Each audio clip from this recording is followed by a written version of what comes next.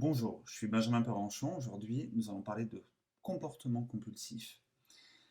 L'idée de cette vidéo, c'est de comprendre que souvent dans des comportements, dans des TOC, dans des interactions à l'extérieur, des compulsions alimentaires, que ce soit des compulsions sexuelles, cela fait souffrir votre entourage, vous fait souffrir vous et vous met souvent dans des états émotionnels très très compliqués, que ce soit du blackout. Parfois, certaines personnes s'effondrent complètement de fatigue tellement qu'elles tiennent à bout ce type de comportement. Pourquoi je vous parle de ça aujourd'hui? Parce que très souvent, dans notre rapport au monde, euh, on aimerait mettre ce comportement sous le tapis. Les gens arrivent en cabinet en se disant, bah, tiens, j'ai un comportement alimentaire, j'ai une pulsion sexuelle qui fait que j'ai envie de faire l'amour 5 fois par jour, je voudrais arrêter ça. Alors, vous avez euh, les TCC hein, qui partent du comportement, mais moi, je viens d'une autre école, qui est l'école de Palo Alto, et aussi l'école où est née la systémie, mais aussi l'école de Milton Erickson, qui traite le comportement non pas comme objet, mais finalement comme fonction pour une autre partie du corps, pour une autre partie de son propre fonctionnement interne, comme si ce comportement permettait quelque chose pour votre cerveau, pour votre esprit.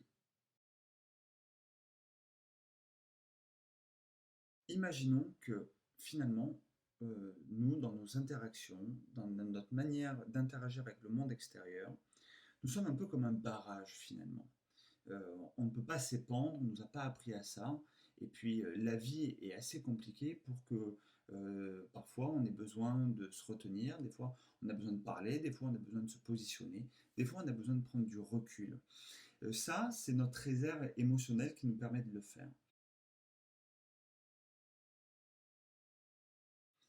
Si dans votre construction, vous venez par exemple d'une famille qui n'a pas appris à gérer ses émotions, je vous rappelle quelque chose quand même que c'est fondamental. Notre panel émotionnel permet qu'une seule chose, c'est l'apprentissage. C'est grandir de nos expériences pour notre propre survie d'un point de vue reptilien, mais aussi notre capacité de nous enrichir, de construire et nous sécuriser et nous harmoniser. Si nous venons d'une famille qui a vécu de l'abandon, par exemple, eh ben, on va développer des compensations. Et ces propres personnes, quand ils vont avoir des enfants, n'auront pas la capacité d'avoir notre roue émotionnelle complète. Ce qui est important de comprendre là-dedans, c'est que c'est dans notre fonctionnement dès notre plus jeune âge qui fait il y a le terreau ou pas à gérer nos émotions. Si nous ne savons pas les identifier pour en faire de l'apprentissage, ben, il y a tout un mécanisme de contrôle et de stockage. Pourquoi je vous parle de contrôle et de stockage? Parce que souvent, que ce soit les TOC, les compulsions, troubles obsessionnels, eh ben en fait, on se retrouve à un moment donné où notre corps, notre esprit, stocke, veut contrôler absolument tout ce qui les entoure pour se sécuriser. Qu'est-ce que ça veut dire se sécuriser? C'est qu'on va contrôler absolument toutes les situations. Et ce contrôle-là, on va même aller jusqu'à essayer de contrôler l'autre. C'est ce qui crée souvent des positions même abusives dans l'entourage des gens qui sont dans ce type de comportement.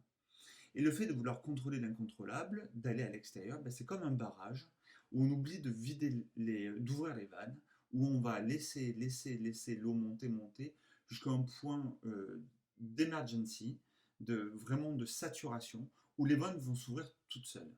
Et si je garde cette métaphore-là, pour que vous le compreniez bien, c'est que quand ces vannes s'ouvrent, c'est là où ces comportements qui dépassent notre conscience ben, vont s'exécuter.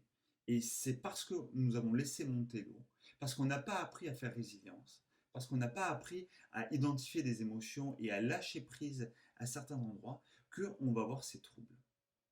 Voilà, j'espère que ce point vous aidera à mieux comprendre qu'est-ce qui se joue dans votre interaction vis-à-vis de vous-même, mais aussi vis-à-vis des autres. Comprendre qu'à un moment donné, en fait, c'est pas le comportement qu'il va falloir aller chercher pour travailler, mais qu'est-ce qui tient le comportement? Qu'est-ce que je dois lâcher prise? Là où je me sens insécure, comment je peux me retourner sur moi et comprendre qu'à un moment donné, je peux lâcher prise petit à petit. Et ce lâcher prise est bénéfique et très généralement permet de baisser toute intensité émotionnelle et permet de baisser toutes ces dérives de comportement. Voilà. Mettez un petit pouce si cette vidéo vous a plu et je vous dis à très bientôt. Merci, au revoir.